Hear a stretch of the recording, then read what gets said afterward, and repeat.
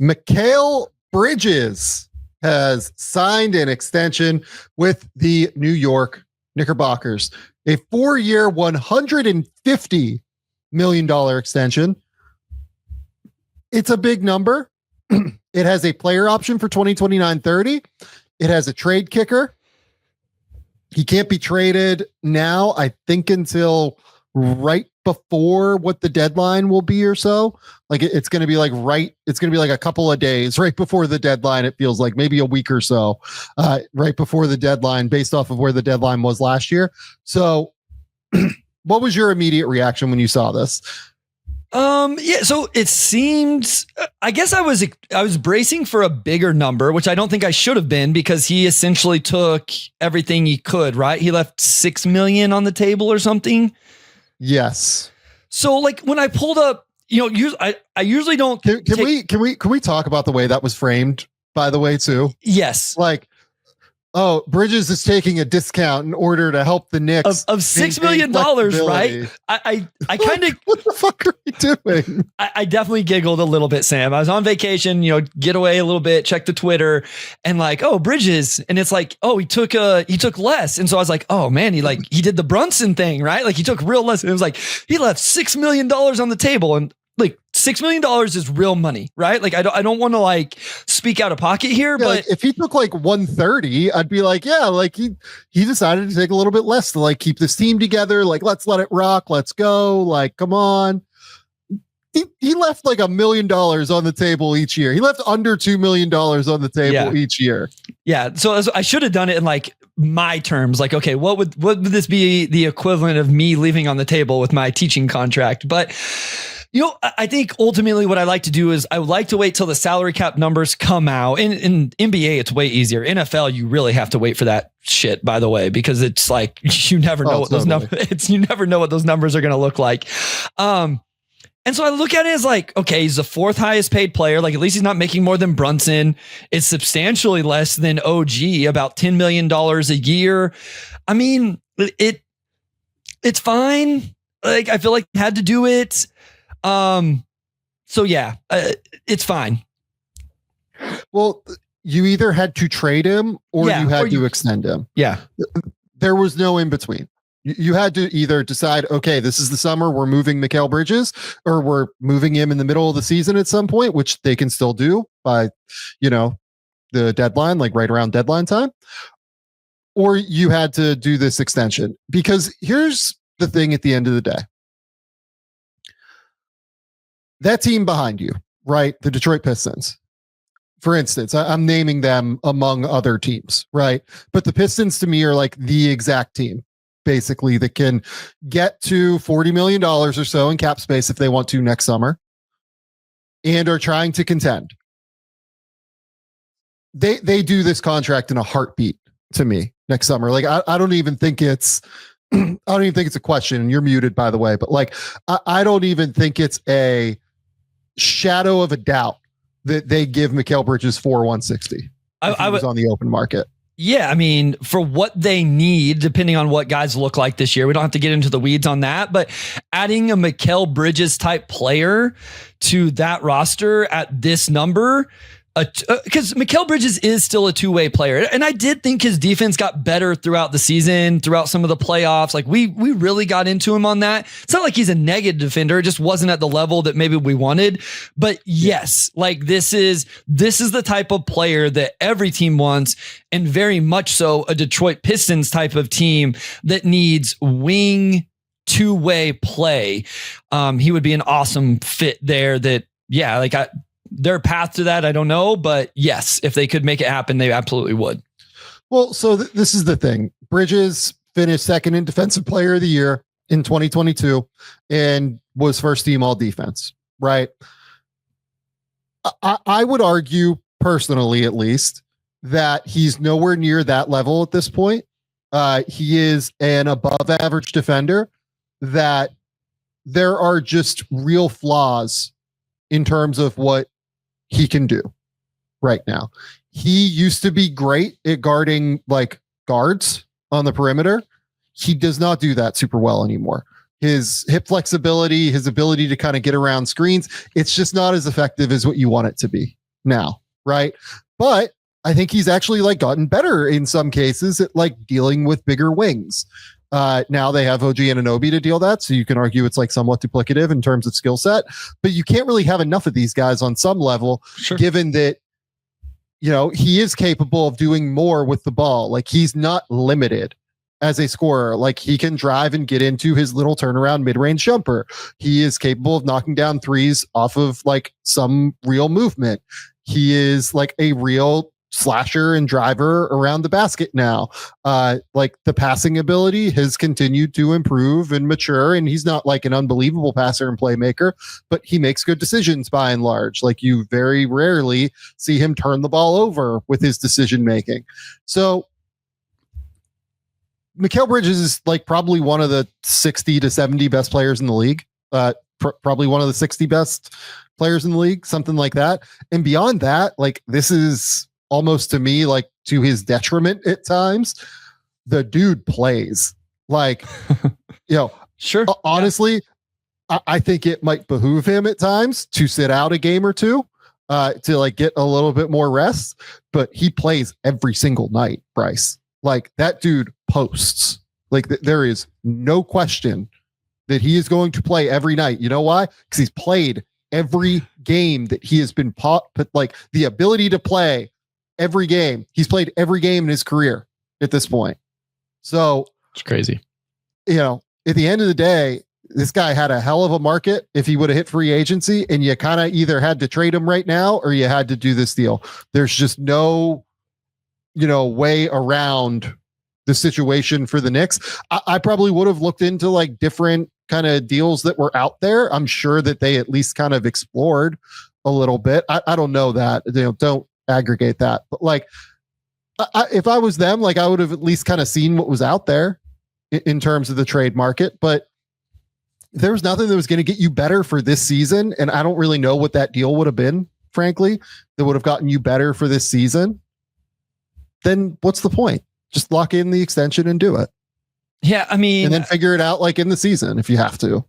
Yeah. And, you know, I understand them wanting to bring, I feel like the Knicks are going to be a team that they're not going to get slept on, because I think most people are still going to have them in the top two. But it seemed like just talking to people a little bit, it was like, yeah, like maybe they're okay, you know, whatever. They were going to bring it back with, you moved your coach, so you were going to bring the core back, I feel like, right? Like, if you're going to fire Thibodeau and bring in a new coach and kind of put it on him, then bring this core back and see what it is. And listen, I was a little frustrated with Bridges' game throughout a lot of the regular season. I came around a lot in the playoffs. I thought he had a solid playoffs. What I like from him is his off-ball movement. He didn't shoot it as well from three in the playoffs, but I watch him and I'm like, this is a really good like off-ball cutter, relocator, all of that. Does a really, really nice job. It's just, he's not that level of pointed attack defender. And, you know, it's not just from watching him against the Pistons, but like, he couldn't guard Cade. And it was just like so obvious they had to put OG on Cade Cunningham. And so like, I think that's what's maybe a little disappointing with him. He is definitely an above average defender. And as your second perimeter defender, like, that's awesome if OG can take all of those. But, you know, the only Nick we brought up in all defensive team conversations was OG Anunoby. It was never Mikal Bridges. Yeah. And so like, that's where, you know, it makes sense that he's making less than OG on a year by year basis. But I'm with you. It is one of those things where if you're not going to move him, if you're going to lock in this core, which they have now for at least a couple more years, then this is the number you're obviously going to have to give him and run it back and see what it looks like with a new coach. I mean, flexibility wise for the Knicks now moving forward, their last like little bit of business is that Mitchell Robinson is on an expiring contract. I mean, look, like, there are avenues that they could pursue at this point in terms of like, do you look at a trade? Do you try and see if he will take like a lower number in order to, you know, stay with the New York Knicks? Like, I'm not totally sure what Mitch wants at the end of the day. So like, it's hard for me to, you know, sit here and, you know, try to predict that. But, you know, look, like they should as of right now, like have enough space to get under the second apron if they were to let Mitch go. If they were to re-sign him, they would definitely be over the second apron at the end of the day. It feels like they're probably going to try to do the Mitch at center thing, like starting at center with Karl Anthony Towns at the 4 this year. So like, I don't know. Do you use that as a, hey dude, like we're going to start you, like we're committing to you. Can you commit to us at a lower number kind of thing? Yeah. I don't know. Like, I don't know what Mitch would get on the open market is part of my issue with this, because like Mitch is a guy that just hasn't like had this long track record of health where it feels like you can like truly count on him. He played 17 games last year, 31 games the year before, 59 games in 2023, and then 31 games in 2021 after before a 72 game season in 2022, which is like the only full season he's played in the last 5 years. I don't like, here's the other thing. So like, yes, I don't know what his, like market value would be because of that.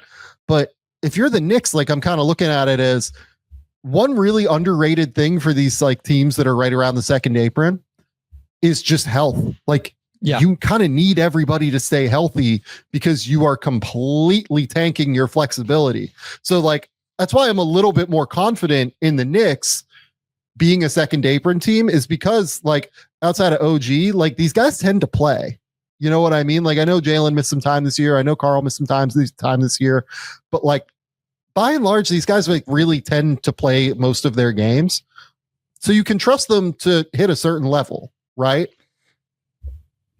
Yeah, I mean, my thing is just like the depth in general beyond that.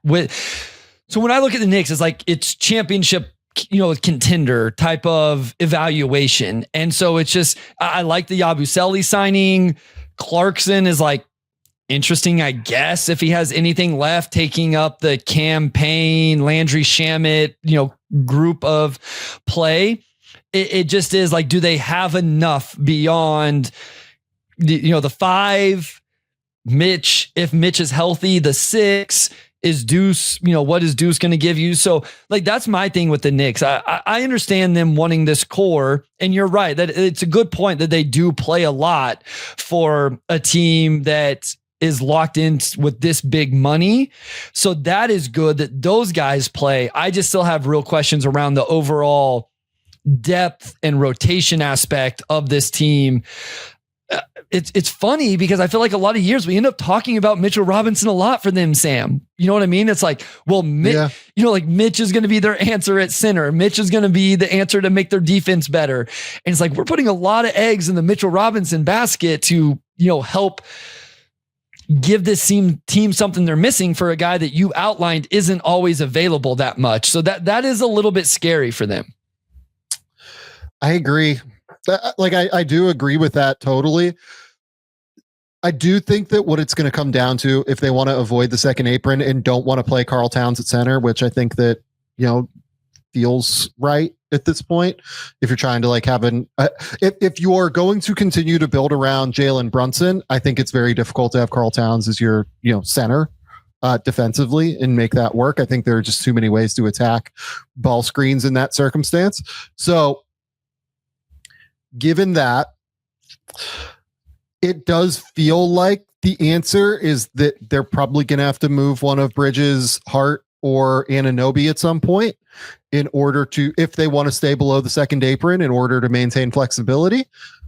But like, these are future problems, and you can deal with future problems like down the road at the end of the day. So I feel okay with this extension. I think it is definitely like a passing grade. Like, Kevin Pelton will grade extensions on the pass fail, barometer when he does extension grades. Right.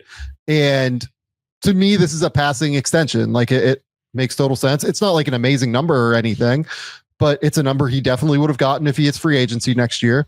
And it's a number that, if you want to trade him, you can still trade him. I think like, I don't think that this deal makes him unmovable by any stretch of the imagination. Now he does have the trade kicker, which will make it like somewhat more difficult, but Yeah, I feel pretty good about this. Yeah, I think the only thing with this deal, if you wanted to like quote unquote worry about something, is we are talking about a guy that's entering his age 29 season and has already played, 550 games, almost 20,000 minutes in the regular season, plus 57 more games. I mean, that's all good, right? That Mikal Bridges always plays. It's just like, that's a lot of miles on Mikal Bridges already. So do you worry that he's going to last into his mid 30s where this contract is eventually going to go?